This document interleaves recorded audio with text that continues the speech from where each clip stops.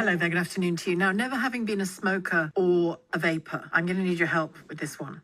Originally, vapes, the sort of substantial vapes, not the disposable ones, they were brought in as a means of helping people give up smoking, or they certainly were a tool in that, still are a tool in helping people give up smoking. Plenty of my friends who smoked used vapes to do that successfully. Some of them now use the little brightly coloured disposable ones. Some just have their main vape they use. But it's definitely stopped them from smoking cigarettes. But there are concerns.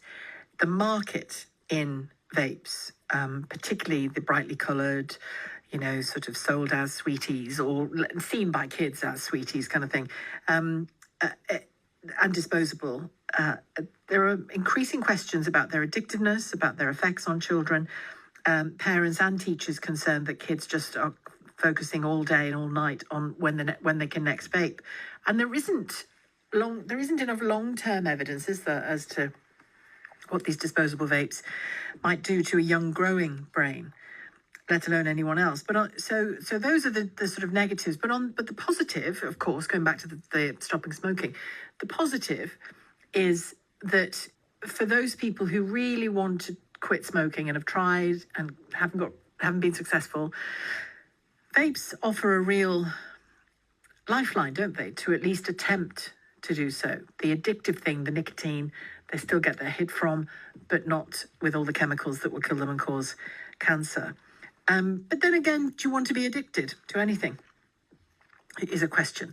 So the reason I'm throwing all of that out there in a kind of vape soup, a vape and fag soup, is I don't think we really know yet, do we, what to do about these products. We get that smoking is very harmful. We get that for individual health reasons and for national health reasons, the kind of limitations on smoking cigarettes that we've brought in were necessary.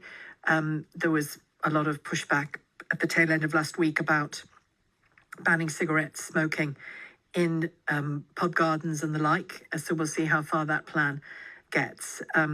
It's being considered by Labour. But disposable vapes are in their sights as well and could be banned under plans being considered by Labour to crack down on their use among children.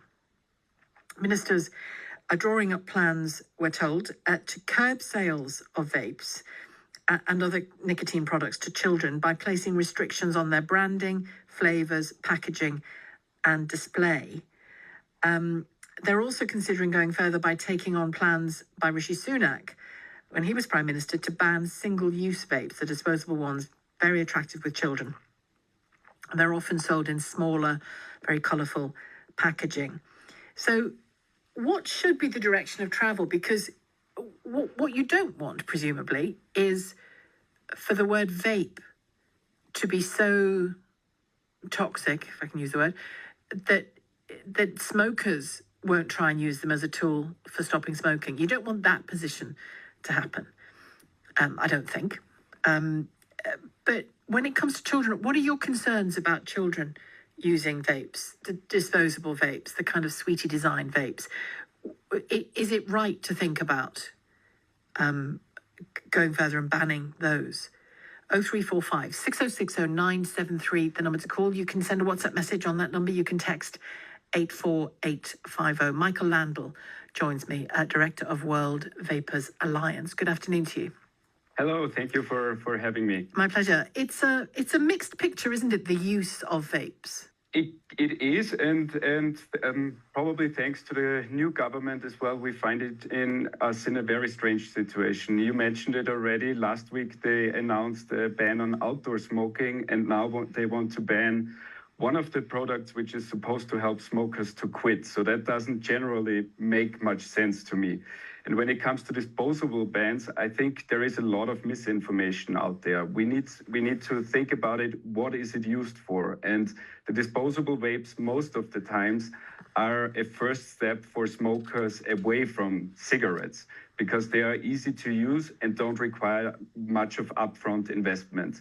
So they are kind of a gateway away from smoking. And I think the government is, by proposing banning one of the most popular forms of vaping with the disposables, is risking the progress the UK has seen, and the progress is huge. According to ASH, 3 million people only in the last 5 years quit smoking thanks to vaping. So we need to be very careful with bans and prohibition in general. Just to be clear, these are things the new government is considering. They haven't announced any bans on either cigarettes or vapes at the moment. Can I ask you about children and disposable vapes, though? Does the industry accept that we need to take a different approach there? I mean, we are a consumer organization, but I assume it's the same for the industry, that it's for everyone very important to protect young people.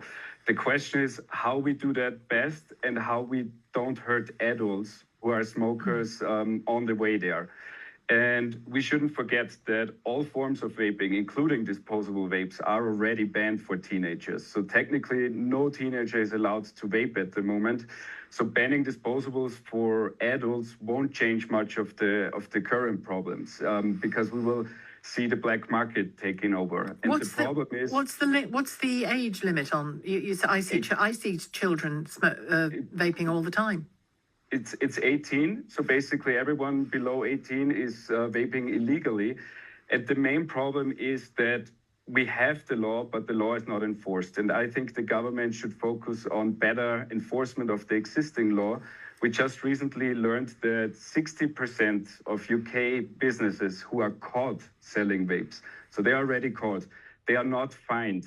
The 60% of caught sellers are not fined, and the government doesn't really do anything about this. So I think we can ban as much as we want. If we don't go after the illegal sales and harshly punish those who sell to minors, that won't change much. And as a quick side note, what we also always need to keep in mind is that currently 4.2% of teenagers are regular vapers.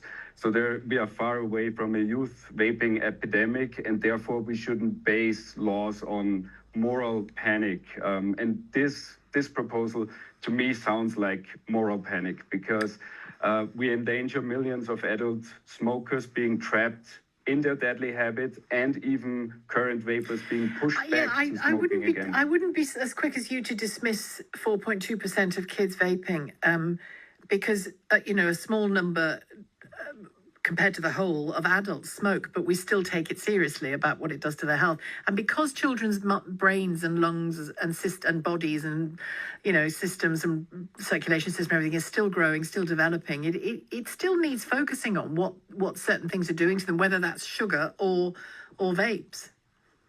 Definitely, I fully agree with you. We need to protect kids. The question is how, and I think what many politicians refuse to do is actually listening to teenagers. We know from surveys in the UK, but also from around the world, that the top reasons why teenagers start vaping, smoking, or even more riskier activities is curiosity or underlying life problems like school problems, mental health problems, poverty. And if politicians really want to help the teenagers, then they should tackle those issues. As a first step, I admit governments can't outlaw curiosity, but at least fixing our schools, our healthcare systems, and the economic situations of families would help teenagers in general way more than simply banning disposable vapes, which is a populistic policy from my point of view. Okay, thank you very much indeed, Michael. Good to talk to you. Michel Landl, Director of the World Vapers Alliance.